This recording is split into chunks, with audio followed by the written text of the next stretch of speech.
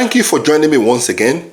This is an update regarding Nnamdi Kanu, the leader of the Indigenous People of Biafra, and also an update regarding Biafra itself. This is a topic most Nigerians avoid talking about openly, or to speak about it openly. They are scared to talk about it for obvious reasons. It is either you're arrested, persecuted, or you disappear if you talk about it openly for obvious reasons. But we are going to discuss that topic today, and there's a reason why I chose this particular topic. I'll explain the reason why to you in a moment.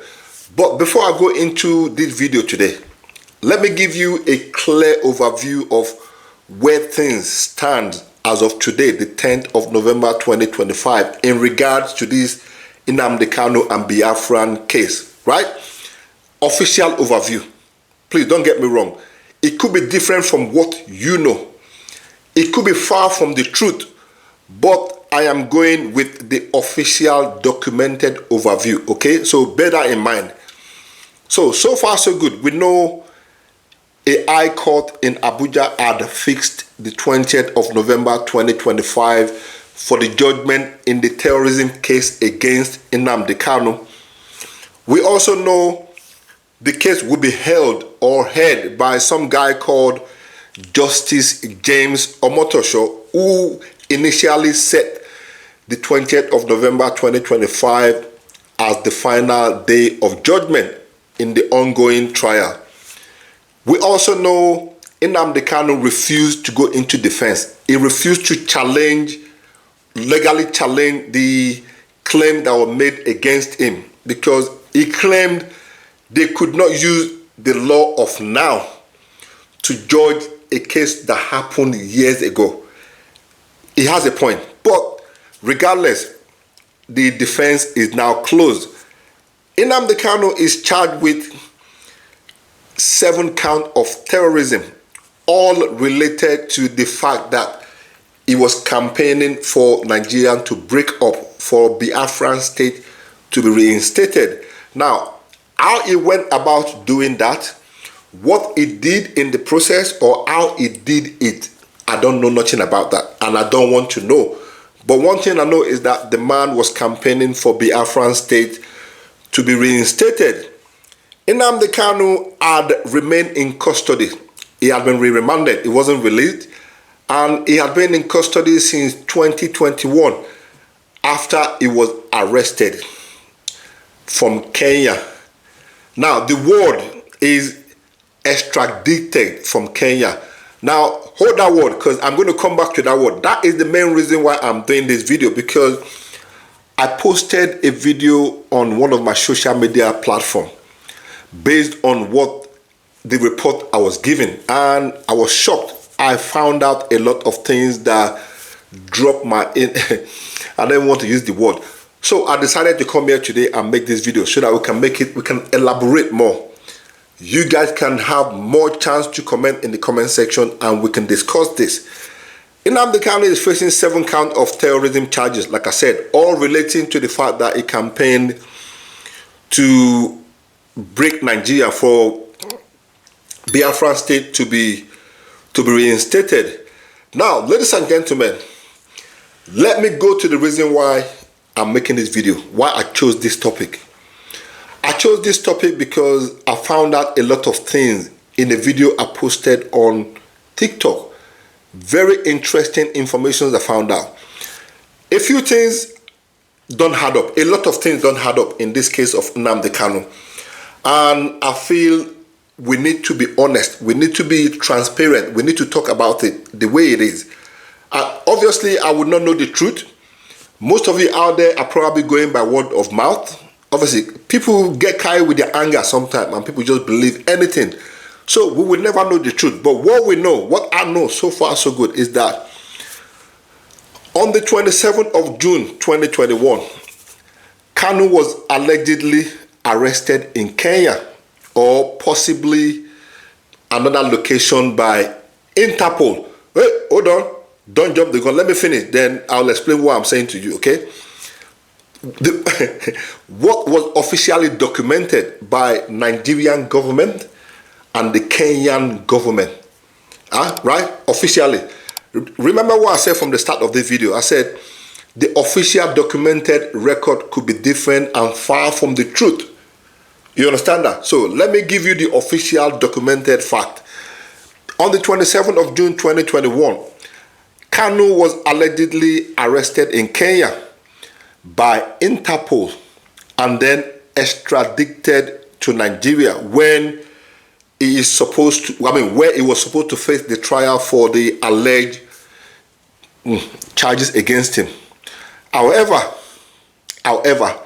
Interpol in 2023 denied any involvement in the arrest of Nnamdi Kanu. He don't set. He don't set. I made a video on TikTok and people came at me. That the report I used in making that video, I actually paid for it. Somebody sent me that report from Abuja in Nigeria, and they removed every single fact that I needed to know from that report. Until I posted that video on TikTok and people started telling me the truth. I was getting messages from people. People were sending me documents. They were sending me references, and I did my researches. Nigeria. The official claim was that Nnamdi Kanu was arrested by Interpol and then repatriated or extradited back to Nigeria, where he came to face the charges against him. But in 2023, not long ago, Interpol denied any involvement in the arrest of Nnamdi Kanu. Kenyan government said they have no hand in the arrest of Nnamdi Kanu. Who do we believe here? Now, one thing I know for a fact, I don't know about those of you that live in Africa, that haven't left Africa. One thing I know is that any country cannot go into a neighboring country or any other country, as a matter of fact, to legally arrest somebody forcefully and remove them from that country to the country of origin without the authority of that country knowing. But Kenya denied. Interpol denied. He don't say it. So how did they arrest Nnamdi Kanu? How did the Nigerian police or whoever they sent, Secret Service, arrested Nnamdi Kanu from Kenya? Another thing that didn't make any sense, they claimed Nnamdi Kanu fled Nigeria after he was given bail in 2015 on health basis. He wasn't feeling well, and then he fled Nigeria. In other words, he ran away from Nigeria. But what they didn't say was that they tried to buy him. These are things, information I got from people that are close to this Biafra movement. They tried to delete him. A lot of his security forces and inner circle, people around him, were all deleted, but he got lucky and he ran out of the country. Not because he chose to do it, he was forced to do it. Otherwise, Nnamdi Kanu will probably not be here now. Now, this was according to things I gathered, right? Many of the Igbo people think otherwise, that there's a conspiracy theory in this Nnamdi Kanu matter. And it is beginning to sound that way because the official report is saying one thing and the actual event that happened is saying completely different thing. So now you see the reason why I said this is really confusing. Very confusing. But people know what they know. I mean, regardless that it is officially documented, people still know the truth of what happened. And I think even myself, I'm beginning to think of conspiracy theory in this matter because the officially documented evidence and event doesn't match with reality. We may never know. We may never know the truth. Of course, we won't know. Only the people involved knows what happened. claims of kidnap, force or attempt to unalive Nnamdi Kanu, and how they returned him back home illegally. We may never know the things surrounding all of those questions. Now, my thought in all of this, me personally, my opinion, okay, don't nobody come for me. I'm just a messenger. Don't shoot me. My own thought is that this is a personal political matter between the political factions in Nigeria. That is all I think. And those people behind the arrest of Nnamdi Kanu, or that want him out of the picture, they are still very much in power. They are still very much ruling Nigeria. What do you think? Now, this is my own opinion. I could be wrong, but if they were not around, if they were not still in power, they would not lock the man up since 2021, would they? The fire is still burning. That man will be lucky to, well, the case is still ongoing, so let me not jump the gun and start being too forward. Let's wait until the 20th. Another 10 days to go. Let's find out what happened. But I think there's going to be fire on the mountain. That 20th of November is going to determine not talking my mouth in a year. Let me keep my mouth shut. Now, what is your own opinion in all of this? Do you really believe Nnamdi Kanu was arrested by Interpol and then extradited back to Nigeria? Let me show you. Let me stop using big grammar not to confuse you. Do you really think Nnamdi Kanu was legally arrested and brought back to Nigeria? Deported back to Nigeria, if that is how you understand it? Let me know in the comment section. I heard a lot of report as well that they tried to unalive him, and a lot of his security forces were also by, but he managed to escape. But they said he fled from Nigeria. Do you agree with that? Do you accept that he actually fled from Nigeria? I'll let you guys decide. And I had to pick this topic because I learned a lot in that video I posted on TikTok. If those of you that follow me on TikTok, you know, if you're not one of my followers on TikTok, go look it up. Big Shy 411. You can't miss it. That topic attracted a lot of people because not a lot of people talk about these things openly because they are scared, they are afraid. A few things I didn't agree with in this report I received with Justice Omotosho and a few press, whatever you want to call them. They were calling Biafra illegal indigenous movement. I completely disagree with that. I completely and 1,000,000% disagree with that. You cannot call Biafra an illegal movement. I'm one of those people that would do anything against seeing Nigeria break up. Because I don't really see any advantage in breaking Nigeria up. But at the same time, they have tried everything, but nothing is working. So something has got to give way for something to happen, right? But still yet, if you ask me right now, vote, should Nigeria break up? I'm being honest, I will vote no. I will never, maybe it will happen, but me, I will vote no. But regardless, we should not call Biafra an illegal indigenous movement. Biafra was a thing. Biafra was a movement. Biafra was a country before now. Before they were sold out or before they were betrayed. I think I've done a bit of reading about Biafra, and I probably don't know exactly what happened, but I have a clear idea of how Biafra was betrayed and sold over. That is a topic for another day. Nnamdi Kanu happened to have dual nationality.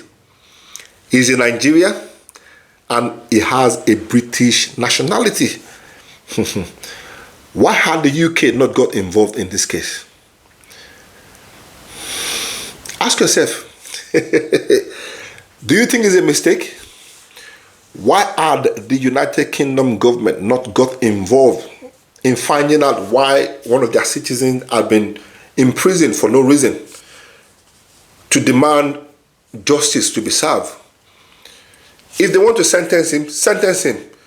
If you want to release him, release him.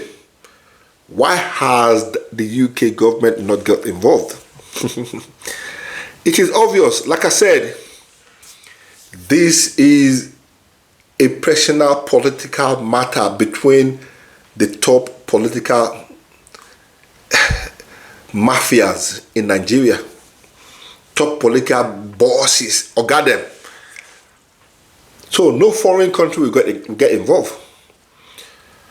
Do you think if Nnamdi Kanu was a citizen of another country, no, not another country, if he was another person like the British citizen, black or white, it doesn't matter, do you think the UK government would not have got him out of jail and bring him back to UK or release him? They would have. 100% they would have got him out. But for some reason, they left Nnamdi Kanu there because the political gangsters have paid their dues. Maybe, this is my opinion. Please, I have the right to express my opinion. It doesn't mean I'm right and it doesn't mean I'm wrong. But I'm just thinking, but why have they not gone to intervene in that matter? Or even mentioned it anywhere, in the UK or overseas? Ask yourself the question. This is beyond ordinary or even political. This is beyond political. This case is a personal matter between Nigerian political leaders. That is a fact. And the fact that they don't want Nigeria to break up, something scares them. Because you cannot lock a man up and just throw away the key without. But anyway, the 20th of November soon come. 10 days time, we'll find out what is going on and what is what. But Nigeria, brace yourself for the 20th of November 2025, because I can almost guarantee you Katala go bust. I know how Nigerian people act. I know what they're already planning. I know what is already taking place right now. It might take some time, but it will happen. So, ladies and gentlemen, what do you guys think? I really want to hear your opinions on this one. And first of all, I'm not going to apologize for the video I posted on TikTok. I don't apologize when I come out to speak for people based on information that was obtained from high up. I don't apologize. As at the time I got those information, they were true and 100% accurate as far as I'm concerned. And that is the reason why. That is the reason why I made that video to say, guys, get involved. What do you know? What have I missed? Is this true? Is this a lie? Is this correct? Is this wrong? But you know how Nigerians, you know how you people behave sometimes. You get carried over. You get carried away with your feeling. And people started at me. Don't shoot the messenger. Watch the video and answer the question, and then we'll talk about it. A lot of people still didn't get the message. But a few that got the message, a few Igbos that got the message, did the right thing. Personally messaged me with details, they saying a few things. And that is the reason why I was able to gather information to come here and make this video. That is how it should be. It's okay to agree to disagree, but don't try to shoot the messenger. Me, I go there here, whether you like him or not. So anyway, what do you guys think? Get involved. Don't hold back. Let me know what you think in the comment section. And if you enjoyed the video, I beg, give us a like. Your comment are welcome. If you don't comment, it's up to you. But I would like to see your comment, and hopefully I'll learn more from this one and I can continue to update. Have a great day and God bless.